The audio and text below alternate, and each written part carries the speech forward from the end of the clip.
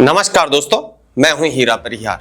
क्या भारत के सबसे बड़े उद्योगपति का नाम अब मानवता के खिलाफ होने वाली गतिविधियों से जुड़ रहा है? क्या भारत का एक बड़ा उद्योगपति दुनिया के किसी कोने में हो रही मानवता के खिलाफ जंग में मदद कर रहा है? यह कोई मामूली आरोप तो नहीं है। दुनिया का सबसे बड़ा फंड जो $2 ट्रिलियन का मालिक है, यानी नॉर्वे का पेंशन फंड, उसने अदानी ग्रुप को ब्लैकलिस्ट कर दिया है। क्या अदानी ग्रुप का पैसा उन हाथों में जा रहा है जो मानवाधिकारों का कत्लेआम कर रहे हैं? लेकिन चौंकाने वाली बात यह नहीं कि निवेश वापस लिया गया है। चौंकाने वाली बात वो कारण है जो नॉर्वे ने दिया है। नॉर्वे का कहना है कि अदानी पोर्ट्स और अदानी ग्रीन ऐसी गतिविधियों में शामिल है जो मानवाधिकारों यानी कि ह्यूमन राइट्स के ये खिलाफ है। क्या वाकई मुनाफा कमाने के चक्कर में देश की साख दांव पर लगी है? ये मैं नहीं कह रहा हूं, ये कहना है दुनिया के सबसे बड़े इन्वेस्टर नॉर्वे सरकारी पेंशन फंड का। $2 ट्रिलियन यानी कि करीब 170 लाख करोड़ रुपए होते हैं संभालने वाले इस महाबली फंड ने अदानी पोर्ट्स और अब अदानी ग्रीन को अपनी लिस्ट से बाहर फेंक दिया है। और वजह है भ्रष्टाचार और वॉर क्राइम्स में संलिप्तता के गंभीर आरोप। आज के इस वीडियो में हम उस सच की तह तक जाएंगे जो मुख्य धारा की मीडिया आपको बता ही नहीं रही है। भारत की साख दांव पर है या सिर्फ अदानी की है? चलिए जानते हैं विस्तार से।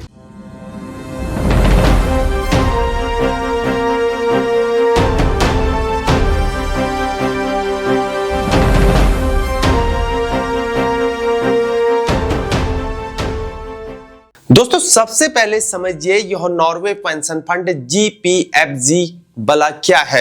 यह दुनिया का सबसे बड़ा सॉवरेन वेल्थ फंड है। यह इतना ताकतवर है कि दुनिया के लगभग हर बड़ी कंपनी में इनका 1.5% हिस्सेदारी है।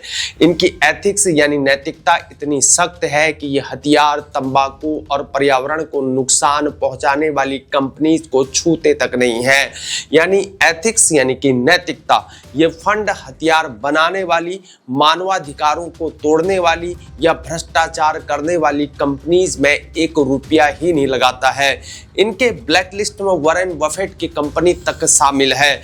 इन्होंने अदानी पोर्ट्स को पहले ही बाहर किया था क्योंकि उसका कनेक्शन म्यांमार की उस सेना से था जिसने तख्ता पलट किया।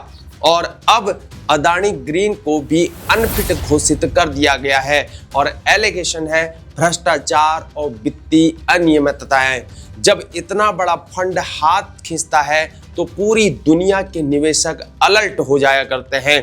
कहानी यहाँ और भी सीरियस हो जाती है जब असली धमाका तब हुआ जब नवंबर 2024 में अमेरिकी रेगुलेटर्स सैक और डॉज ने गौतम अदानी और उनके भतीजे सागर अदानी पर रिश्वतखोरी और धोखाधड़ी के आरोप लगाए।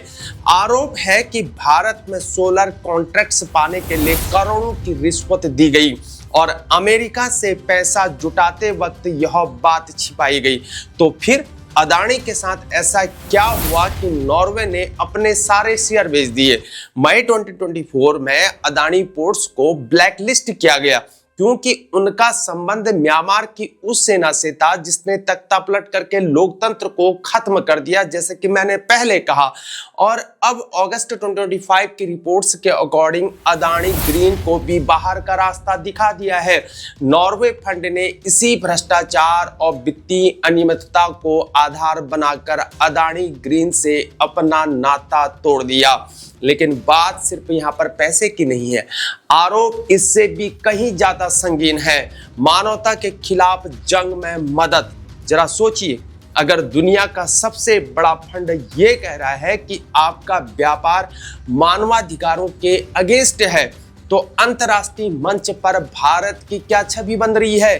ट्रंप के पास आखिर क्या सबूत है? विदेशों में भारतीयों के खिलाफ आखिर नफरत क्यों बढ़ती हुई जा रही है? क्या ये सब इन घोटालों और पापों का क्या नतीजा है?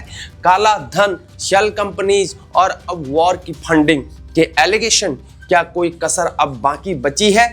नॉर्वे जैसे फंड का किसी कंपनीज को छोड़ना एक डोमिनो इफेक्ट को पैदा करता है।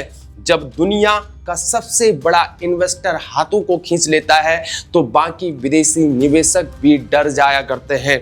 भले ही भारत के म्यूचुअल फंड्स अदानी में पैसा लगा रहे हो, लेकिन ग्लोबल मार्केट में अदानी का नाम अयोग्य कंपनीज यानी कि इनएलिजिबल कंपनीज की अब लिस्ट में आ गया है और इस लिस्ट में भारत की 16 और कंपनीज भी हैं। लेकिन अदानी पर लगे जंग और भ्रष्टाचार के एलिगेशन सबसे ज्यादा घातक है और मोदी सरकार और अदानी के रिश्तों पर सवाल उठना लाजमी है। क्या एक उद्योगपति के फायदे के लिए पूरे देश को दुनिया के सामने शर्मिंदा किया जा सकता है? नॉर्वे के फंड ने साफ कहा है कि जहां भ्रष्टाचार और मानवाधिकारों का उल्लंघन होगा वहां उनका एक भी पैसा नहीं रहेगा। जरा सोचिए, एक तरफ भारत को विश्व गुरु बनाने की बात होती है और दूसरी तरफ दुनिया के सबसे बड़े मंचों पर भारतीय कंपनीज पर क्रिमिनल एक्ट जैसे इल्जामों को लगाया जा रहा है। क्या यह केवल बिजनेस है या भारत की छवि के साथ खिलवाड़ हो रहा है? अब सवाल यह है कि विदेशों में भारतीयों के खिलाफ आखिर नफरत क्यों बढ़ रही है? फिर क्या इन घोटालों, काले धन के एलिगेशन और मानवाधिकारों के उल्लंघन की जो खबरें हैं, क्या इनका असर आम भारतीयों पर पड़ रहा है? जब एक बड़ा उद्योगपति यहाँ कटघरे में खड़ा होता है तो उंगली यहाँ पर पूरे देश पर उठती है। अदानी ग्रुप ने इन सभी आरोपों को भले ही नकार दिया है, उनका कहना है कि ये आरोप यहाँ पर बेबुनियाद है, लेकिन सवाल वही है, अगर सब कुछ यहाँ पर ठीक ठाक है तो दुनिया का सबसे बड़ा निवेशक आखिर भाग क्यों रहा है? मेरे दोस्तों, ये मामला सिर्फ शेयरों के गिरने का तो बिल्कुल भी नहीं है, ये देश की साख का है। क्या आपको लगता है कि अंतर्राष्ट्रीय एजेंसीज अदानी को जानबूझकर क्या निशाना बना रही है या धुआं वहीं उड़ता है जहां आग लगी होती है? क्या आपको भी लगता है कि अदानी पर लग रहे ये अंतर्राष्ट्रीय आरोप भारत की एक अर्थव्यवस्था को डुबो देंगे या यह भारत को यहाँ पर बदनाम करने की कोई बड़ी साजिश चल रही है? अपनी राय को कमेंट सेक्शन में जरूर बताएं।